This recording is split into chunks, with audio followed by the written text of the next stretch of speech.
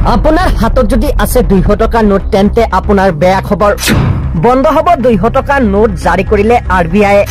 অচল হ'ব পাৰে আপোনাৰ হাতত থকা নোট সবিশেষ জনাইছো ভিডিঅ'টি এটা লাইক কৰি দিয়ক লগতে আপোনাৰ বন্ধুবৰ্গলৈ শ্বেয়াৰ কৰি দিয়ক ইতিমধ্যে আৰবিআই জাৰি কৰিছে 200 টকাৰ নোট বন্ধ কৰিব বন্ধু বান্ধৱীসকল এতিয়া 200 টকাৰ নোট থাকিলে আপোনাৰ হাতত অচল হ'ব পাৰে আৰবিআই জাৰি কৰিলে এক বিশেষ ঘোষণা আপোনাক জনাবলৈ যত্ন কৰিম ভিডিঅ'টো হেকলৈ চাওক 200 টকীয়া নোট বন্ধ হ'ব আৰবিআইয়ে জাৰি কৰিলে অধিসূচনা দেশৰ ৰাজ্যৰ লাখ লাখ মানুহৰ বাবে এই খবৰটো জৰুৰী খবৰ 2000 টকাৰ নোটৰ পিছত এইবাৰ 200 টকীয়া নোটো বন্ধ হ'বনে বিভিন্ন সংবাদ মাধ্যমত সূত্ৰপৰ পোৱা গৈছে এই অনুসৰি 200 টকীয়া নোটৰ বজাৰৰ পৰা ওলাব বন্ধ ছ'চিয়েল মিডিয়াত এই কথা আৰম্ভ হৈছে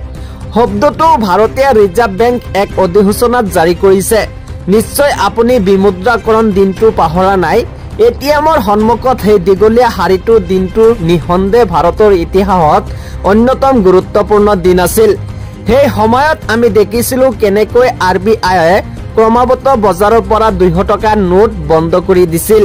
কিন্তু শেহতীয়াকৈ আকৌ এবাৰ বিমুদ্ৰাকৰণ লৈ ফুসফুসোৱাৰ কথা শুনা গৈছে বজাৰত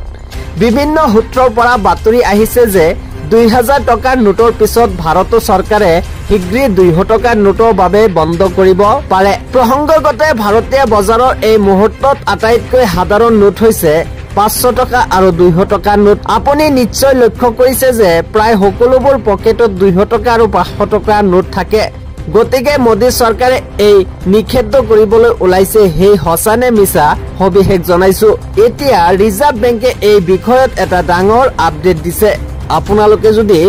200 টকাৰ নোট আছে তেনেহলে আপোনালোকৰ খবৰটো অতিকৈ জৰুৰী আছিল বন্ধু বান্ধৱীসকল ভিডিঅ'টো যদি ভাল লাগে অৱশ্যই এটা লাইক কৰি দিব লগতে এটা শ্বেয়াৰ কৰিবলৈ নাপাহৰিব